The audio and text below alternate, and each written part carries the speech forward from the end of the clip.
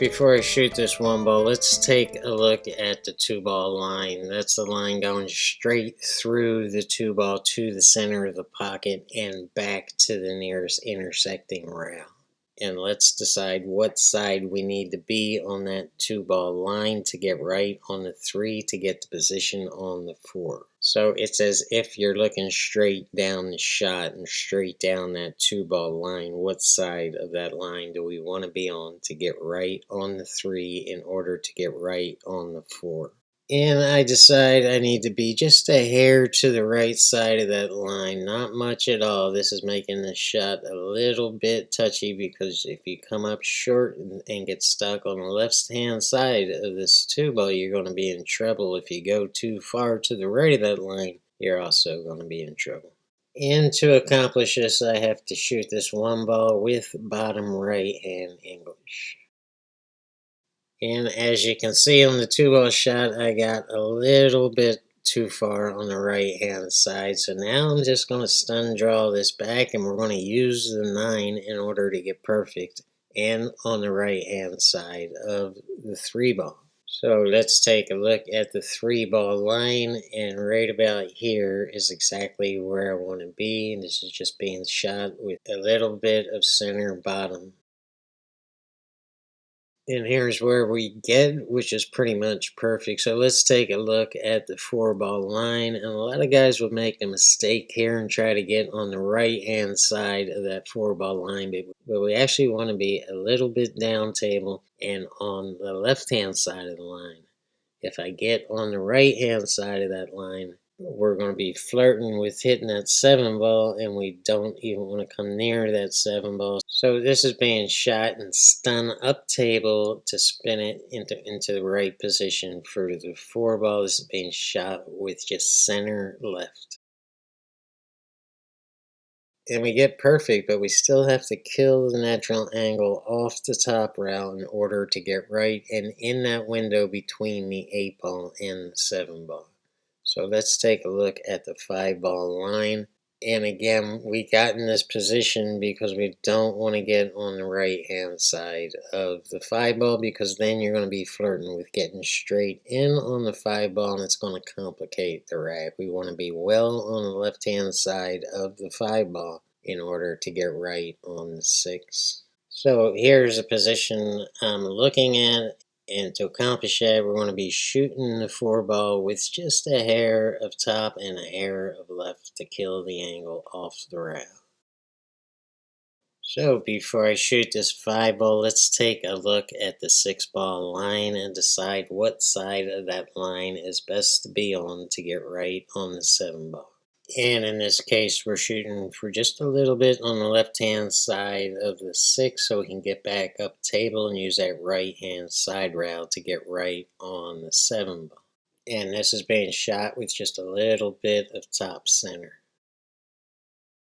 And as you can see, I didn't go far enough over, and I'm actually just a little bit on the right-hand side of the 6 ball line. So now let's take a look at the 7 ball and decide where we want to be on that 7 to get right on the 8. And by right, I mean whatever is going to make it easiest to get right on the 9. And as you can see, I'm shooting for just a little bit on the left-hand side. That arrow is not pointing straight on the line. I'm just a little to the left-hand side. But this is debatable, and I should have took a little more time to think about it, because I think there's a much better way to do this, and you'll see what I'm talking about as we actually watch the video. Anyhow, this is being shot with top right in order to push it over to the right hand side of the table and get right on that 7 ball. So what I'm doing here is reversing that natural angle off the bottom rail. And I get to exactly where I was trying to get to, but is this the right decision to get to here? I think there's a better way to get on this 8 ball, and if we had a steeper angle and could use the right hand side rail to get right on the 8 ball, things would have been a little bit easier. So let's take a look at the 8 ball line and decide where we want to be relative to that line in order to get right on the 9 ball, and this is a little bit tricky. Getting straight in on the 8 ball line is exactly where you want to be, but is it worth trying that if you're going to be flirting with going to the left hand side of the 8 ball, which you absolutely don't want to be because you're going to wind up getting bad on the 9? Or is it better to play safe and come up a little bit on the right hand side of the 8 ball? That would be it. It would be better to play it safe. Don't try to be perfect at the risk of being good enough. And this is being shot with top right, but again, now that I see it, I think I should have just shot for 1 rail instead of 2 rails and just go down to the top rail with a little less right hand English and just come back and try to get right on the 8. Because the way I do it, I'm risking a scratch and I'm also risking getting behind that 9 ball. And like a dummy, I tried to get perfect, and I did wind up a hair on the left-hand side of the 8 ball line. But if I do my best to keep this cue ball straight and not wandering up table, I think the 9 ball shot is still makeable. It just makes it a little bit more difficult. Too many amateur players will try to go 3 rails here to try to get perfect on the 9, and perfect on the 9 will be the right angle to get down table on that 10 ball. And they do this for no other reason than to look cool and again to shoot for perfection when you don't have to be perfect. Good enough is perfect. So here we are. Let's take a look at the 9 ball line. And we really don't have much of a choice here because I'm not going 3 rails. I'm going to have to get on the left-hand side of this 9 ball for a thin cut on the 9 to go 1 rail back on the 10 ball. So this is where I want to be, and this is how I'm going to shoot it, just dead center balls, and just hit this very lightly so the cue ball does not get away from you. And here's where we get. So let's take a look at the 10 ball line and let's decide where I want to be on that 10 ball. And it will be on the left hand side of the line because you really don't have much of a choice. Straight in would be fine too, but we're just, using the bottom rail for a little bit more insurance. So we're going 2 rails. 1 rail will be the left hand rail and bouncing down table off the short rail. Just don't hit it too hard and hit it with a little bit of top and you'll be just fine. And here we are, and you just want to shoot this with center ball. You don't want to risk anything. You just want to tap it in lightly and just cinch the game. Now, I'm not one of those creators who knows what to do and tells you what to do when I can't do it myself. So here's the whole game and the whole run out in its entirety. And stay tuned afterward for a brief vlog outro. Thank you guys for tuning in.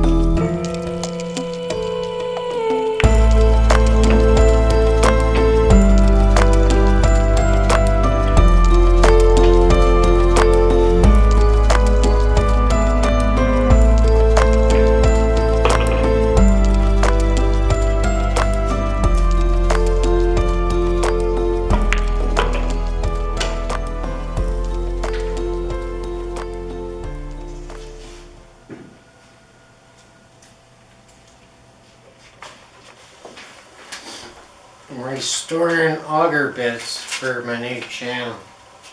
Aren't you excited? Anyway, back to pool. I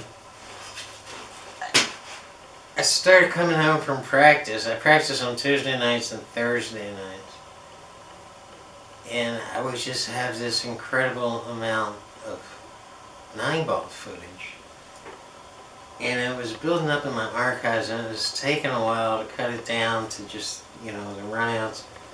And then socking it away and, producing videos, but the archives was getting overwhelming. Where I would go out for like 3 hours and come home with just incredible amounts of footage, like 20 runouts, and they just started stockpiling. So I was like, well, let's make it harder. Let's include the breaks. So that's what I did. So any 9-ball video, now that the archives have been gone through, any 9-ball video that I publish from here on out will include the break, and that did slow down the archive a little bit.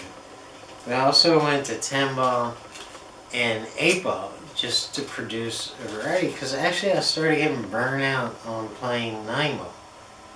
And I'm like, well, we got to keep making this harder and keep giving the people more. So I also started playing a lot of 8-ball, not playing it, but practicing it. On Tuesday nights and Thursday nights I practice, but on the other nights I'm either out there playing or in this shop working or sleeping. That's my life. And so now we have a lot of 10-ball and 8-ball and 9-ball with the breaks. And thankfully this slowed down the archives. Not an incredible amount, but it did add to my videos, and it did make things a little bit more difficult for me, because I started getting sloppy. I was like, well, if I'm practicing and creating YouTube videos, something has to change, because I have enough videos to last another year. Finally, we've gone through all the archives, and now we're on to bigger things. It's just got crazy, so something had to change, and that's why we're doing 10-ball videos now, 8-ball videos. And I think my next video will be back to 9-ball, but with the breaks, with the whole thing. Just keeping you posted on what's going on here. This is gonna not be easy. This is an antique auger bit, and needs work. I want to get this better than brand new. You'll see. If you subscribe to my new channel, Pro Level Restoration, you're gonna get to see a lot of stuff. The auger bits, all the drill bits. That's what I'm doing with this toolbox. I'm making it. Oh, you don't care about this. I'll see you guys soon with a 9-ball video with the brakes. Peace.